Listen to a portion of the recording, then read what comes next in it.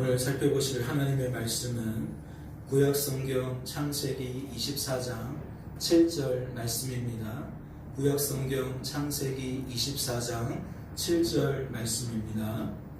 우리 다 함께 한 목소리로 봉독하도록 하겠습니다. 봉독합니다. 하늘의 하나님 여호와께서 나를 내 아버지의 집과 내 고향 땅에서 떠나게 하시고 내게 말씀하시며 내게 맹세하여 이르시기를 이 땅을 내 씨에게 주리라 하셨으니 그가 그 사자를 너보다 앞서 보내실지라 내가 거기서 내 아들을 위하여 아내를 택할지니라. 아멘. 오늘은 무엇을 의지하시렵니까? 라는 제목으로 말씀을 살펴보고자 합니다. 말씀을 볼까요? 형제들아, 우리가 아시아에서 당한 환난을 너희가 모르기를 원하지 아니하노니 힘에 격도록 심한 고난을 당하여 살 소망까지 끊어지고 우리는 우리 자신이 사형 선고를 받은 줄 알았으니 이는 우리로 자기를 의지하지 말고 오직 죽은 자를 다시 살리시는 하나님만 의지하게 하심이라. 말씀을 통해 무엇을 깨닫게 되십니까? 성령 충만했던 바울 일행이 환난 중에 있었던 고린도 지역의 교회와 성도들을 향해 환난 속에서 구원받은 성도가 하나님 때문에 누리게 되는 진정한 위로가 무엇인지 증거하고 있음을 깨닫게 되십니까? 구원받은 성도를 향하여 복음이 충만한 이들이 이게 복음이야 라고, 이것이 복음이고 이 복음을 통해서만 너희들이 이러한 은혜와 축복을 누릴 수 있어 라고 지금 증거하고 있다는 것을 깨닫게 되시냐는 겁니다. 하나님께서 하나님의 그 기쁘신 뜻을 따라 바울 일행을 통해 환난 중에 있었던 그들에게 복음이 무엇인지 그 열매가 무엇인지 알려주고 계심을, 그리하여 그들도 하나님의 그 기쁘신 뜻을 따라 바울 일행처럼 환난 속에서 진정한 위로를 얻게 만들고 계심을 깨닫게 되시냐는 겁니다. 생각해 보세요. 이는 우리로 자기를 의지하지 말고 오직 죽은 자를 다시 살리시는 하나님만 의지하게 하심이라. 바울 일행은 어떻게 이러한 고백을 낼 수 있었을까요? 그들은 어떻게 주어진 삶 속에서 주변 사람들과 다른 목소리를 낼 수 있었겠냐는 겁니다. 사람만 바라보고 환경만 바라보고 그 논리 속에 갇혀서 살고 있는 것이 태반인데 어째서 그들은 그들과 다르게 이렇듯 하나님만 바라보며 하나님만 의지하며 하나님만 자랑할 수 있었냐는 거죠. 이는 그들이 남들과 달랐기 때문입니까? 그렇지 않습니다. 이는 그 이유가 그들에게 있지 않다는 거지요. 힘의 격도로 심한 고난을 당하여 살 소망까지 끊어지고 우리는 우리 자신이 사형 선고를 받은 줄 알았으니 무엇을 방증하는 겁니까? 그가 그러한 복음의 비결을 깨닫게 된 원인을 어디에서 찾고 있는 겁니까? 이는 그들이 죽음의 위기 속에서 살 소망이 끊어진 상황 속에서, 즉 절체절명의 상황 속에서 그들의 인생을 주관하시고 그들의 인생을 구원하시는 누구를 만났기 때문입니까? 하나님을 만났기 때문입니다. 다시 말해 하나님께서 하나님의 그 기쁘신 뜻을 따라 그들의 인생을, 그들의 발걸음을 친히 주관하시고 구원해 주셨기 때문이라는 거지요. 그리하여 그들은 하나님만 하나님이심을, 인생의 주관자와 구원자는 오직 하나님이심을 뭐하게 된 겁니까? 머리로 깨닫게 된 겁니다. 가슴으로 공감하게 된 겁니다. 의지로 시인하게 되었다라는 거지요. 만약 이 일이 있기 전에 그들이 복음을 머리로만 알고 있었다면 이 일을 통해 그들은 무엇으로 알게 되었다는 겁니까? 가슴으로 알게 되었다는 겁니다. 허상이, 이상이 더 이상 허상과 이상으로 머무는 것이 아니라 진리로 내 안에 자리하게 되었다는 거지요. 만약 그들이 이 일이 있기 전에 복음을 이론으로만 알고 있었다면 이 일을 통해 그들은 이제 삶으로 알게 되었다는 겁니다. 실질적인 나의 삶 속에서 이 일을 발견케 되었다라는 거지요. 만약 이 일이 있기 전에도 그들은 복음을 가슴으로 알고 있었다면, 삶으로 알고 있었다면 이 일을 통해 그들은 뭐하게 된 겁니까? 더욱 깊이 알게 된 겁니다. 더욱 깊이 가슴으로, 더욱 깊이 삶으로 복음이 무엇인지, 복음의 열매가 무엇인지 그들은 알게 되었다라는 거죠. 사랑하는 성도 여러분, 그렇다면 그 결과가 무엇입니까? 하나님 때문에 복음을 이렇듯 가슴으로 알고 삶으로 알고 더욱 깊이 알게 된 결과가 과연 무엇이겠냐는 겁니다. 말씀은 그 결과를 이렇게 소개합니다. 그가 이같이 큰 사망에서 우리를 건지셨고 과거에 그리하셨고 또 건지실 것이며 지금도 그리할 것이며 이후에도 건지시기를 그에게 바라노라. 이는 무엇을 방증하는 겁니까? 하나님 때문에 성령 충만케 된 자는 하나님의 그 기쁘신 뜻을 따라 믿음 충만케 된 자는 주어진 삶 속에서 어떠한 삶을 산다? 날마다 담대한 삶을 산다. 날마다 확신 속에 산다. 하나님만 하나님이심을 가슴으로 알기에 인생의 주관자와 구원자는 오직 하나님이심을 삶으로 알기에 그는 주어진 삶 속에서 날마다 무엇을 누린다는 겁니까? 복음의 열매를, 복음의 능력을, 복음의 은혜를 누린다는 거예요. 그래서 그 마음에 무엇이 있어요? 평강이 있어요. 은혜와 평강이 있어요. 그러니 뭐 하게 된다고 말씀을 드렸습니까? 하나님을 찬송하게 된다고 했죠. 은혜와 평강이 있기로 하나님을 찬송하는 자들은 삶 속에서 무엇을 나타냅니까? 담대한 태도를 나타냅니다. 확신을 드러냅니다. 다시 말해 그는 내가 사는 것처럼 살지 않는다는 거예요. 내 힘으로 사는 것처럼 살지 않는다는 거죠. 복음이 무엇인지, 복음의 열매가 무엇인지, 복음의 능력이 무엇이고, 복음의 은혜가 무엇인지 삶으로, 가슴으로 더욱 깊이 알아가는 자들은, 하나님과 친밀하게 교제하고 교통하는 자들은 하나님이 없는 것처럼 살지 않는다는 거예요. 하나님이 나와 함께하지 않는 것처럼 살지 않는다는 거예요. 하나님이 나를 돕지 않는 것처럼, 하나님 나보다 훨씬 멀리 있는 것처럼 그렇게 여기면 살지 않는다는 거죠. 이는 그가 하나님만 바라보며 산다는 거예요. 나와 함께하시는 하나님을 바라보며 산다는 것이지요. 어디 그뿐입니까? 바라보는 그 대상을 의지하게 되는 거죠. 의지하는 그 대상을 뭐하게 되는 겁니까? 자랑하게 되는 거예요. 다시 말씀을 드릴게요. 성령 충만, 믿음 충만, 복음 충만케 되어지면 어떠한 삶을 산다? 내가 사는 삶 안 산다. 내 힘으로 사는 삶 안 산다. 무슨 뜻입니까? 그리스도께서 사시는 것을 깨달았기에 내가 사는 것으로 여길 수 없다는 거고요. 하나님이 주시는 새 힘으로 사는 것을 알기에 내 힘으로 사는 것처럼 여기지 않는다는 거예요. 오늘날 내가 열심히 공부를 하든 열심히 일을 하든 열심히 무언가를 하는 그것을 내 열심으로 여기지 않는다고요. 내 힘으로 여기지 않는다고요. 왜?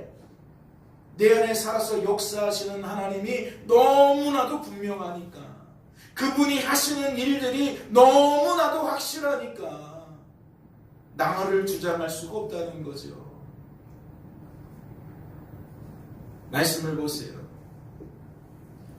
하늘의 하나님 여호와께서 나를 내 아버지의 집과 내 고향 땅에서 떠나게 하시고 내게 말씀하시며 내게 맹세하여 이르시기를 이 땅을 내 씨에게 주리라 하셨으니 그가 그 사자를 너보다 앞서 보내실지라 내가 거기서 내 아들을 위하여 아내를 택할지니라.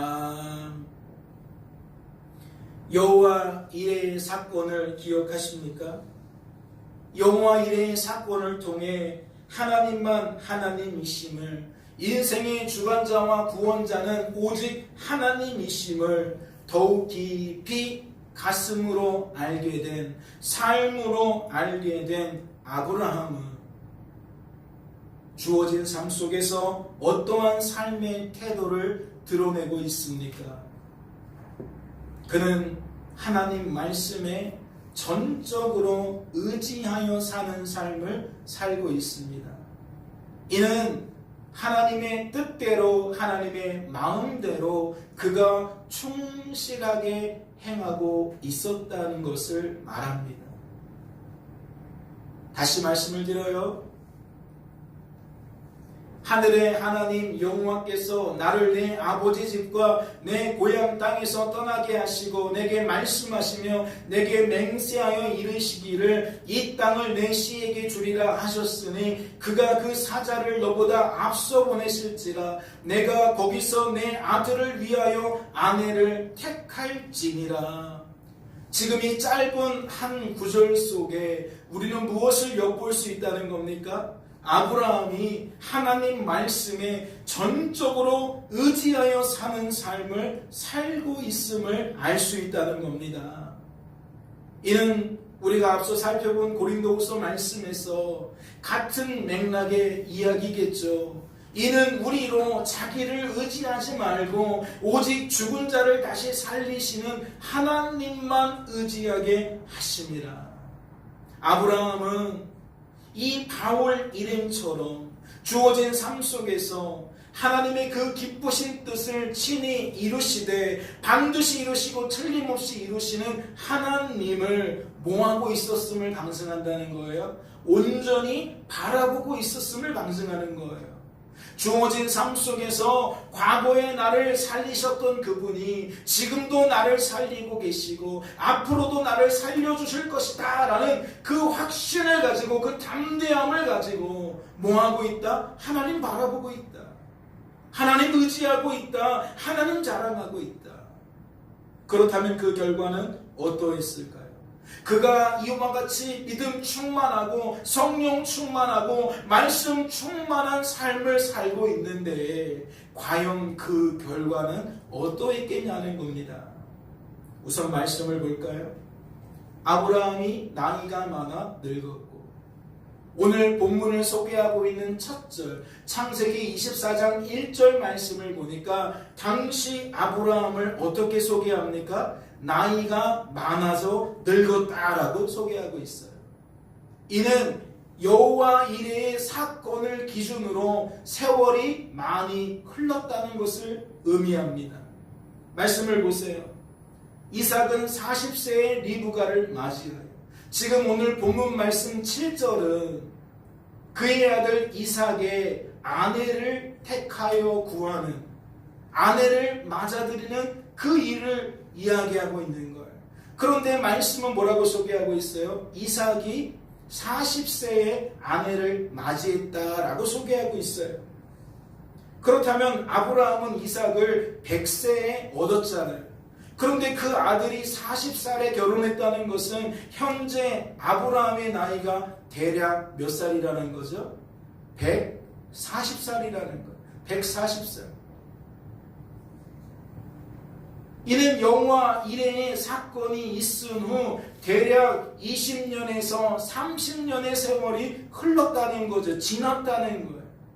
소년이었던 이삭을 번제물로 드리려고 했던 그 사건이 벌써 20-30년 전에 일이 되었다는 거죠. 그렇다면 이것을 통해 우리들은 무엇을 알 수 있는 겁니까? 당시의 상황을 보세요. 아브라함이 당시에 어떠한 소리를 냅니까? 내 아들아, 번제할 어린 양은 하나님이 자기를 위하여 친히 준비하시리라. 아브라함이 그 땅 이름을 여호와 이레라 하였으므로 오늘날까지 사람들이 이르기를 여호와의 산에서 준비되리라 하더라. 아브라함은 여호와 이레의 사건이 있은 지 무려 20년에서 30년의 세월이 흘렀지만 여전히 같은 마음을 가지고 살고 있다는 거예요. 여전히 같은 삶의 태도를 가지고 살고 있다는 거죠. 그렇다면 이것은 무엇을 방증하는 것이겠습니까? 그가 20, 30년이 흘러도 여전하다는 것은 성도된 우리들에게 무엇을 알려주는 이야기냐는 거예요. 말씀을 보세요. 아브라함이 엎드려 웃으며 마음속으로 이르되 100세 된 사람이 어찌 자식을 낳을까? 사라는 90세니 어찌 출산하리요? 하고 아브라함이 이에 하나님께 아뢰되 이스마엘이나 하나님 앞에 살기를 원하나이다. 아브라함은 과거에 그랬듯이 얼마든지 죄된 본성을 따라 하나님 대신 하나님이 아닌 것들을 더욱 바라보고 의지하고 자랑하는 삶을 살 수 있었지만 그럼에도 불구하고 하나님 때문에 그러지 않게 되었음을 방성하는 거예요. 생각해 보세요. 99세의 나이에 내가 어떻게 아들을 얻을 수 있겠습니까? 라고 죄가 가득한 이 세상에 죄된 상식과 가치관에 사로잡힐 수밖에 없었던 아브라함이에요. 주변을 돌아봐도 100세가 된 사람이 자식을 얻는 경우가 없는 거예요. 90살 된 여인이 아들을 출산하는 일이 없는 거예요. 그러니 뭐예요? 이 세상의 보편적인 상식은, 가치관은 남자 나이 100살, 여자 나이 90에는 결코 자식을 출산할 수 없다라는 게 진리처럼 받아들여지고 있다는 거예요. 그런데 아브라함 역시 그러한 세상 논리에 뭐하고 있다는 거죠? 사로잡혔다는 거죠. 그러니까 하나님께서 내년 이맘때에 너는 아들을 낳을 거야, 내 아내 사라가 아들을 출산할 거야 라고 말씀하셨지만 뭐하게 되는 거예요? 어떻게 그런 일이 있겠습니까? 어떻게 그런 일이 벌어지겠습니까? 라고 불신을 드러내는 거예요. 그런데 99세의 나이에 그랬는데 지금은 몇 살이라는 겁니까? 대략 140세라는 거예요. 140세. 그러면 자연적으로 뭘 이야기할 필요가 없는 거예요. 굳이 구태여 따져볼 필요가 없는 거죠. 99세에서도 이미 세상 논리에 사로잡혔는데 140살에는 더 많은 논리에 사로잡힐 거 아니에요. 99세에 할 수 있는 일과 없는 일이 나누어진다면 140살에 할 수 있는 일과 할 수 없는 일은 더 나누어지는 거 아니에요? 건강한 사람이 할 수 있는 일과 건강하지 못한 사람이 할 수 있는 일이 구분되어지는 것처럼 이렇게 세월이 많이 흘러간다는 것은 생각과 감정과 의지가 점점점 이 세상의 것에 휘둘린다는 이야기 아니냐고요. 나는 나이가 많으면 많았어 하나님 일 할 수 없어. 나는 돈이 없어서 하나님 일 할 수 없어. 나는 무엇 때문에 할 수 없어. 나는 무엇 때문에 불가능해. 이렇게 자연적으로 반응하지 않겠냐는 거죠. 하지만 우리가 무엇을 기억해야 됩니까? 정작 100살이 되었을 때에 아브라함이 경험케 되어진 것이 무엇인지 주목해 보아야 합니다. 기억하십니까? 아브라함은 100세에 아들 이삭을 얻었습니다. 스스로 생각하기를 어떻게 이런 일이 있겠느냐라고 생각했지만 그는 실제적으로 100살이 되었을 때에 하나님 말씀처럼 아들을 얻게 되었다는 거죠. 이는 무엇을 나타내는 겁니까? 세상 상식과 가치관을 뛰어넘는, 사람 논리와 환경 논리를 뛰어넘는 하나님의 크신 역사를 아브라함이 그 100살이 되었을 때에 경험하게 되었다라는 겁니다. 그렇다면 이 일이 아브라함에게 어떠한 영향을 주었겠습니까? 말씀은 그 영향을 이렇게 소개합니다. 아브라함이 일찍이 일어나 그의 아들 이삭을 데리고 하나님이 자식에게 일러주신 곳으로 가더니 내 아들아 번제할 어린 양은 하나님이 자기를 위하여 친히 준비하시리라. 무엇을 드러내고 있는 거죠?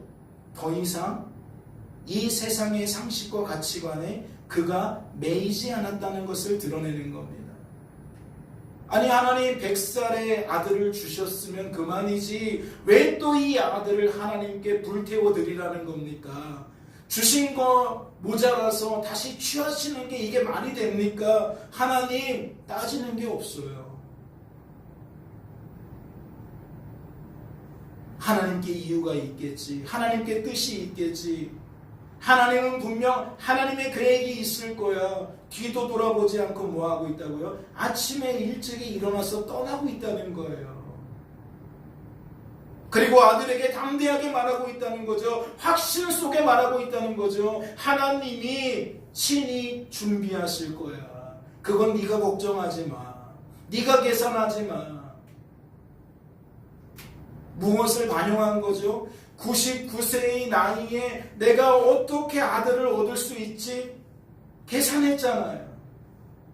나는 이미 남자 구실을 할 수 없는데 내 아내 역시 여자 구실을 할 수 없는데 그런 우리 둘이 어떻게 자식을 임신시킬 수 있고 출산할 수 있어? 이건 불가능해. 아브라함 계산했잖아요. 그런데 지금 어떤 태도를 보이고 있는 거예요? 계산하지 마. 내 아들아 번제할 어린 양은 어디 있고 어떻게 따지지 마. 하나님을 위하여 친히 준비하실 거예요. 하나님은 하나님의 뜻을 친히 이루시는 분이야. 반드시 이루시고 틀림없이 이루시는 분이야. 그러니까 네 상식으로 생각하지 마. 네 가치관으로 생각하지 마. 사람 논리, 환경 논리로 하나님을 생각하지 마.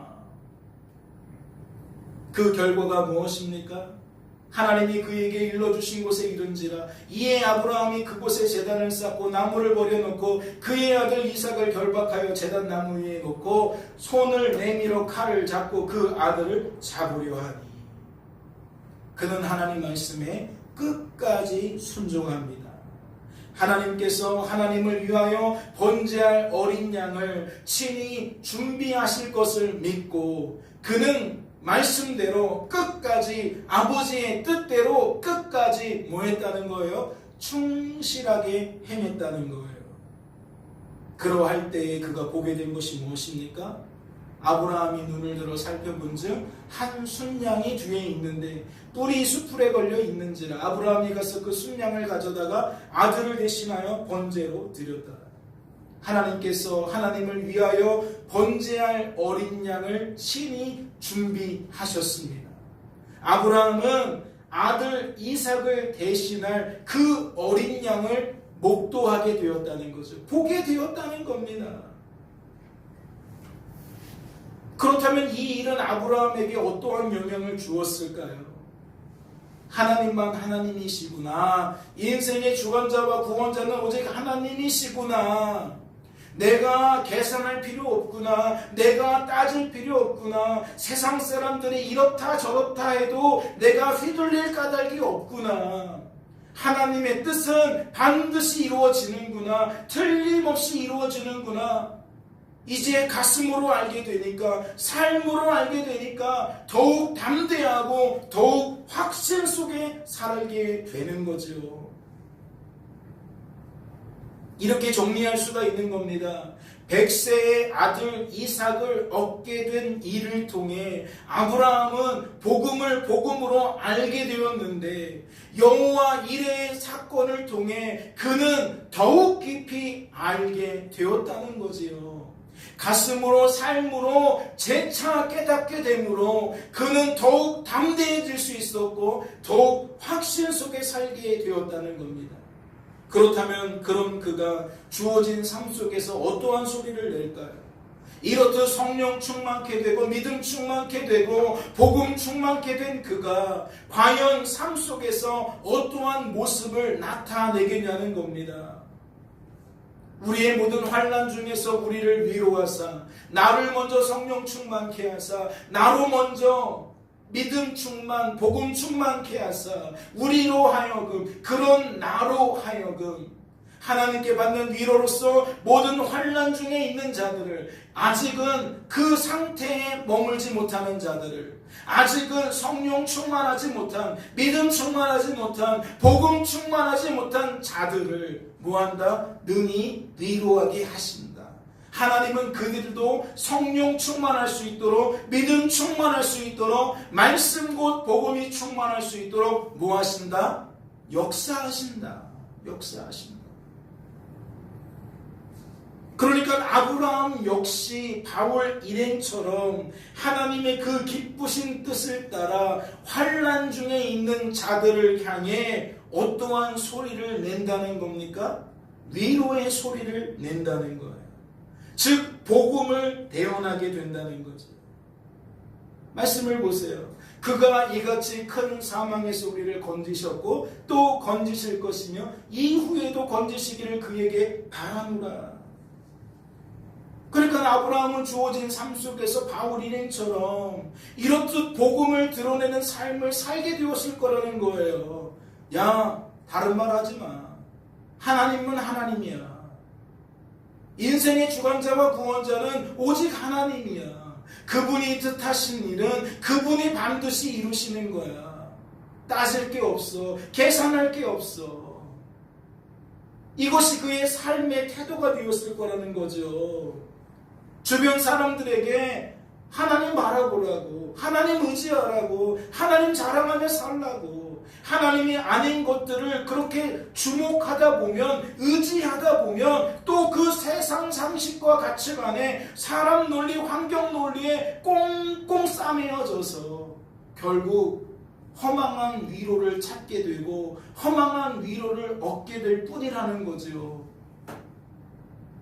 우리를 우리의 죄에서 구원해주는 그 복음의 능력을 경험하는 것이 아니라 또 다른 죄의 열매를 먹을 뿐이라는 겁니다. 그렇다면 그 결과는 무엇이어야 할까요? 과연 아브라함이 주어진 삶 속에서 복음을 내었다면, 진정한 위로를 내었다면, 주변 사람들에게 하나님 바라보라고, 하나님 이런 분이라고, 너도 하나님 의지하라고 이렇게 말하고 살았다면 그 결과는 무엇이어야 하냐는 겁니다. 말씀은 분명 우리로 하여금, 먼저 복음이 충만케 된 우리로 하여금 그렇지 못한 자들을 능히 위로하게 만드신다 그랬어. 그러니까 하나님은 나에게 충만케 하신 이유가 그렇지 못한 자들을 충만케 만들기 위함이라는 거죠. 나에게만 복이 아니라 저 사람에게도 복을 주시기 위해서 나를 먼저 충만케 만드셨다는 거예요. 그렇다면 무엇을 확인해야 됩니까? 과연 누가 아브라함을 통해 복음으로 온전히 알게 되었을까? 그것을 주목해 볼 수 있어야 되죠. 과연 누가 아브라함처럼 주어진 삶 속에서 하나님을 바라보게 되었을까? 하나님을 의지하게 되었을까? 하나님을 자랑하며 살게 되었을까? 우리는 살펴볼 수 있어야 한다는 겁니다. 말씀은 그 주인공을 이렇게 소개합니다. 아브라함이 자기 집 모든 소유를 맡은 늙은 종에게 이르되 청하건대 내 허벅지 밑에 내 손을 넣으라. 내가 너에게 하늘의 하나님 땅의 하나님이신 여호와를 가리켜 맹세하게 하노니 너는 내가 거주하는 이 지방 가나안 족속의 딸 중에서 내 아들을 위하여 아내를 택하지 말고 내 고향 내 족속에게로 가서 내 아들 이삭을 위하여 아내를 택하라. 지금 오늘 본문 말씀인 7절 말씀이 누구를 향하여 외쳐지고 있는 소리라는 것을 발견하게 되십니까? 이는 아브라함의 모든 소유를 맡아서 관리하던 그 집의 종들 중에 으뜸 그에게 이야기를 하고 있는 겁니다. 아브라함은 왜 그에게 이러한 청을 내었을까요? 단지 그의 직책 때문이었을까요? 만약 아브라함이 그를 신뢰해서 그렇다면 무엇 때문에 아브라함은 그 늙은 종을 신뢰했던 것일까요? 왜 그에게 이렇듯 자기 아들의 혼사를 맡겼냐는 거예요. 이건 너무나도 중요한 일일 텐데 왜 그에게 하필이면 이 일을 맡겼냐는 거죠. 말씀은 그에게 맡긴 이유를 이렇게 소개합니다. 그가 이르되 우리 주인 아브라함의 하나님 여호와여. 무엇을 드러내고 있는 거죠? 이 늙은 종이 하나님 신앙이 있음을 드러내는 거예요. 단지 그 집에서 주인의 재산을 관리할 뿐만 아니라 무엇까지 본받은 거예요? 주인의 신앙까지 본받은 거예요. 아브라함으로부터 영향을 받았다는 거죠. 하나님 신앙이 그에게 흘러갔다는 거예요. 그러니까 늙은 종이 주인의 뜻을 따라 이삭의 아내를 구하기 위하여 길을 나서는데 뭐 한다는 거예요? 기도한다는 거예요. 기도한다는 거예요. 기도한다는 것 자체가 이미 무엇을 드러내고 있는 거예요? 나를 의지하지 않는다는 거예요. 늙은 종이기에 수많은 경험이 있겠죠. 지식이 있을 겁니다. 지혜가 있을 거예요. 내가 어떻게 하면 사람을 얻을 수 있을지 그는 이미 계산이 섰을 거라는 거죠. 그런데 그런 그 늙은 종이 자신의 경험을 의지하지 않고 지혜와 지식을 구하지 아니하고 하나님을 구하더라는 거죠. 오늘 나에게 순조롭게 만나게 하사 내 주인 아브라함에게 은혜를 베푸시옵소서. 성중 사람의 딸들이 물 기르러 나오겠사오니 내가 우물 곁에 서 있다가 한 소녀에게 이르기를 청하건대 너는 물동이를 기울여 나로 마시게 하라 하리니 그의 대답이 마시라 내가 당신의 낙타에게도 마시게 하리라 하면 그는 주께서 주의 종 이삭을 위하여 정하신 자라. 이로 말미암아 주께서 내 주인에게 은혜 베푸심을 내가 알겠나이다. 이 종이 뭐하고 있는 겁니까? 하나님을 전적으로 의지하고 있는 거예요. 하나님을 전적으로 의지하고 있다고요.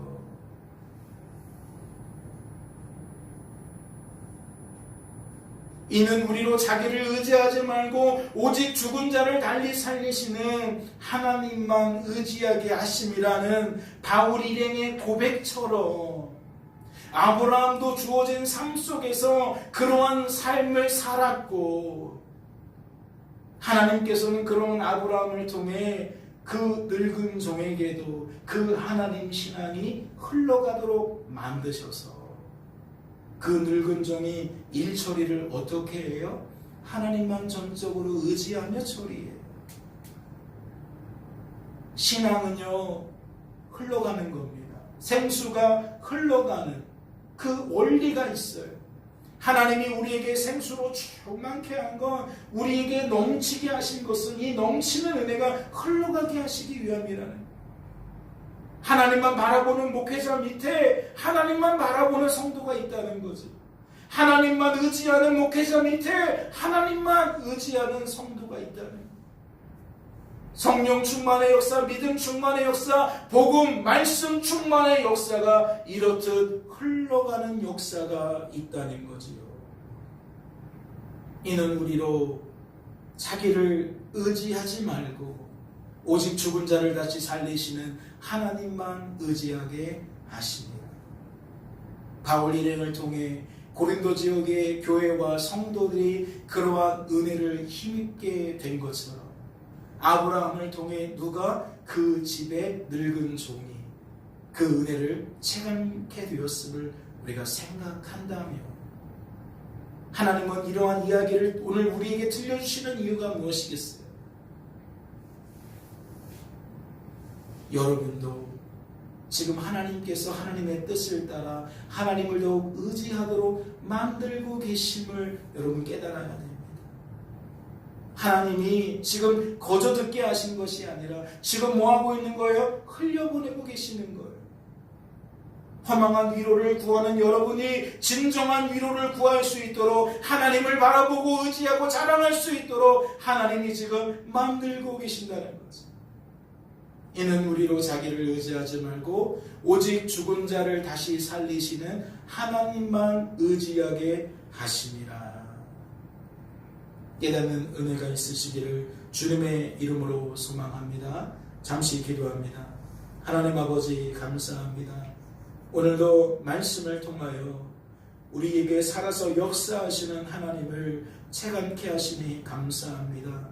하나님, 우리의 삶을 들여다보면 들여다볼수록 하나님을 더욱 의지할 수밖에 없습니다. 하나님을 더욱 찾을 수밖에 없습니다. 나의 힘대로 사는 것이 아니라, 내 열심으로 사는 것이 아니라 하나님 주시는 힘으로 사는 것을 알기에 우리는 더욱 그리할 수밖에 없습니다. 하나님, 이 시간 함께 예배하는 모든 권속들, 저들에게도 이와 같은 생명의 말씀이 흘러가게 하여 주시어서 다시 사는 역사, 회복되어지는 역사, 이제 죄의 열매를 끊어내고 성령의 열매를 맺어가는 역사, 하나님 넘쳐나게 하여 주옵소서. 주께서 우리를 붙들어 주실 줄로 믿고 감사드리며 이 모든 말씀 우리를 죄에서 구원하신 예수님의 이름으로 기도하옵나이다. 아멘.